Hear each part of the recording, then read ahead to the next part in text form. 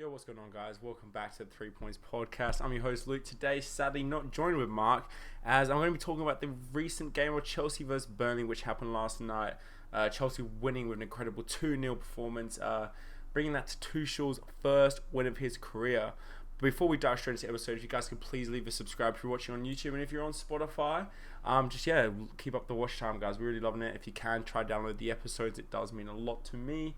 But anyway, we'll digress into this episode, guys. I'm going to be doing these more weekly. I feel like this works better, the type of content I want to create, especially this year. I'm going to be seeing more of these match reactions. So, guys, please stay tuned if you want to hear more of these. Let's jump straight into this match now. We lined up with a pretty weird setup now, guys. The lineup was not something I expected. We started Edward Mendy, obviously, and we started with a 3-4-2-1 formation. Something that we used to play a bit under Conte, kind of similar, overloading the box with our wing backs and then providing that defensive cover, making into that like almost back four / back five. We had Cis Aspilicueta in the back with Thiago Silva and Rudiger. Hudson-Odoi playing more of a win-back kind of role. And we had Jorginho, Kovacic, and then Alonso as well making his return to the side, which was really random to see. I mean, I did expect kind of a change, especially coming into this game recently. Chelsea have been talking about the likes of rotating the squad in and out, and obviously Alonso not being in favour of Lampard. I knew he was probably going to look to impress under the new manager.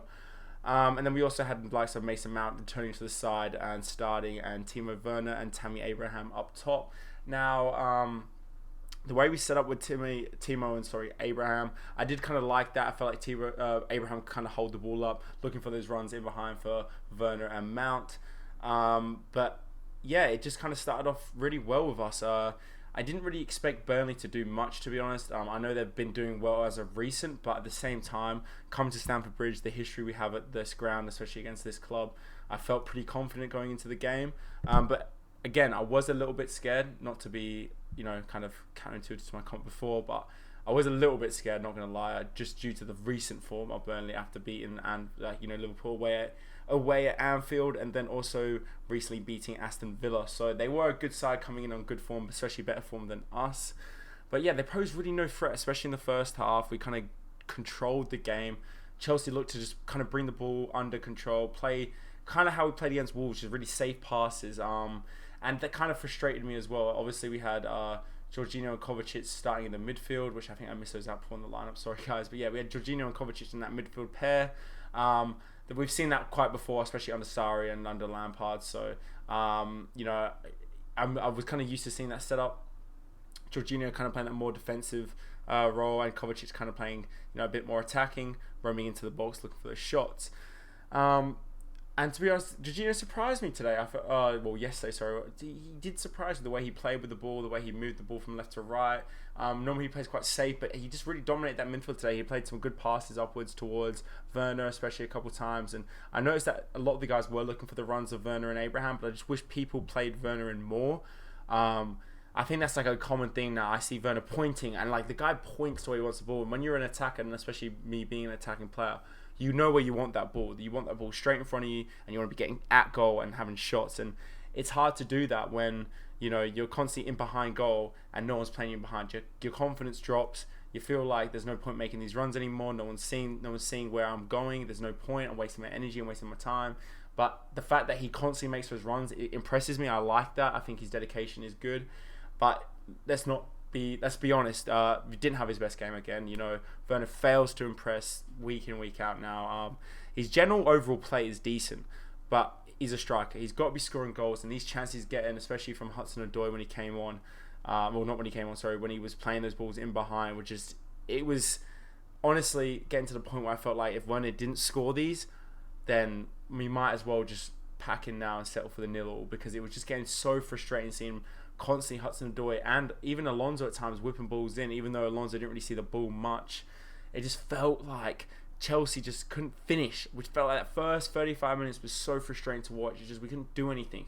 We lacked end product. Every pass was just wayward. Mason Mount having a lot of wayward shots. We just looked poor. Now, Burnley in general did not threaten us at all, only having a shot till about the 95th minute. Now, that to me shows how composed our defence is now, especially with Thiago Silva back there. Played a beautiful game. Looked absolutely astounding on the ball. Looked so composed, so relaxed. Really was a pleasure to watch, honestly. And I love watching him. Even that backwards header to Mendy, just absolute class. Rudiger making his return to the side. I felt almost like, I want Zuma back in there. When I have Zuma there, I feel the presence. Rudiger is a good defender, don't get me wrong. But at the same time, he just gives me a bit of panic the way he runs. He's just a bit slow. Even though he's one of the fastest players apparently at Chelsea. That's what a lot of people say. Rudiger's quite quick. He just doesn't seem on TV. But maybe in real life, his guy is pacey. He's just a big lad. So I would prefer Zuma back there. But maybe in that back three, you do need the pace of Rudiger. But Zuma is also a quick player as well. Aspie returned to the side as well, bagging himself a goal. I know he's played a lot this season under Lampard as well. He's been rotated quite decently. But what a return to the side, bagging himself a goal. I mean, it was a better finish than fucking Werner could manage, and a lot of our strikers managed today. Even the likes of Mason Mount wasn't having the best of times in front of goal. But Aspilicueta showed everyone how to do it with a wonderful finish into the top left corner. Absolutely beautiful taking with the right foot. Side foot place, just above the keeper. Pope had no chance, really. I felt quite bad for him. He had a decent game up until then. But yeah, we just looked dominant, Chelsea. I'm going to talk a bit about the second half now. Obviously, we know the end score. Alonso got in the end and scored an absolute banger. But I want to talk more about how we played the game. I felt like we kind of lacked a lot of conviction in the final third, like I was saying before. But building into that second half, I feel like that's when we got that goal. There was a lot of relief. As soon as we went into that second half, I felt like the midfield four we had, almost diamond midfield we were playing, it just worked so well. The likes of Jorginho and Kovacic linking up. And then obviously Mason Mount coming off towards the end for the likes of Kai Havertz, Reece James, and Pulisic coming on. It was absolutely beautiful to watch, especially when you have the likes of Hudson-Odoi just absolutely tearing the likes of Peters. It was just disgusting to watch. I mean, I think even when Odoi came off, they embraced. It was beautiful to watch. Like, he's coming on so far, leaps and bounds, and I can't wait to see where his career takes him and where he goes. I feel like under Tuchel, he could learn a lot. So, yeah, I'm excited to see where Hudson-Odoi goes. But, yeah, it just felt like Chelsea today really was a standout performance. I feel like we looked like, especially after that goal, like I said before, we looked so composed, so relaxed, so ready to go. Almost like, I didn't feel the panic to score. I felt like the goal was coming. It was just when. Because the likes of Pulisic coming on, making those good passes in behind, trying to get to Werner, trying to feed Werner, and then eventually it pays off, feeding to Alonso, who scores an absolute belter of a goal. I mean, I mentioned it before, but let me give it its credit it deserves now. The little touch from the chest onto the knee was a spectacular finish from Alonso, and that made it 2-0, and really that wrapped the game up for me. Obviously, likes of Reece James coming in for Odoi. He looked strong as well, having a shot on the keeper. Pope with another good save. But I felt like today we looked good. Abraham, talking about him quickly, he didn't have his best game. I felt like he could have improved a lot. His touches always seems to get away from him. He seems a bit clumsy on the ball. He needs to up that in his game. I know he's a tall lad and it's quite hard for the centre of gravity, but he either needs to get that in his game because he is quite a shifty man for his height. But I feel like his ball control needs work, more so in game. Like, I'm sure his touch is amazing, but I mean more so like in these situations where he's back towards the goal, he needs to be killing that ball dead and spraying the ball left and right. But yeah, apart from that, Chelsea looked dominant. I was really surprised that Pulisic didn't start. Like, going back to start line, I was really surprised with it. And like, I know it's going to be rotated quite a lot. Kante not started, but we all know that this was a rotated side for a reason. He's trying to test out the systems, and I would love that. I'd love if Chelsea kind of had this system where we're rotating constantly with different tactics and different formations. I mean, I haven't seen Chelsea play tactical football since the likes of Mourinho, but even then that wasn't really tactics. That was just more so sitting deep. I know it is tactics, but it wasn't the most exciting football to watch. But now we have a proper tactician on the likes of Tuchel, who has been compared to likes of Pep Guardiola and Jurgen Klopp, like almost a combination of both. So it's going to be really nice to have him at the club. I mean, I kind of accepted, the idea that Lampard was not meant to be right now. I understand that it's heartbreaking to say out loud, but I had to admit it to myself last night when I was watching the game. We just looked a lot better. We looked quicker. We looked sharper. I mean, the first 20 minutes I was messaging Mark, and I even said to myself, like, we look poor. But it was more because I think the pressure was on for us to score so much that it kind of ruined the performance of the boys. But as soon as we got that goal, we looked so composed and so relaxed. And with that win, guys, it actually takes us to 7th on the table. I mean, if you just look at the Premier League table at the moment, Chelsea have literally 3 points out of the top 4. And it wouldn't really surprise me if we end up there for the rest of the season. Because right now I'm pretty feeling pretty confident about Chelsea's progress. I mean, it's only been 2 games, under Tuchel now, but with that big win, I feel like the boys are gonna be lifted now, and I feel like there's always that little 3-week honeymoon period with like a new manager, maybe 4 weeks, where a couple wins come, especially like with the likes of under Ollie. These wins come in, so when you see Ole Gunnar Solskjaer take over Manchester United, the performance he had at the start of that season, I feel like Tuchel might find the same success.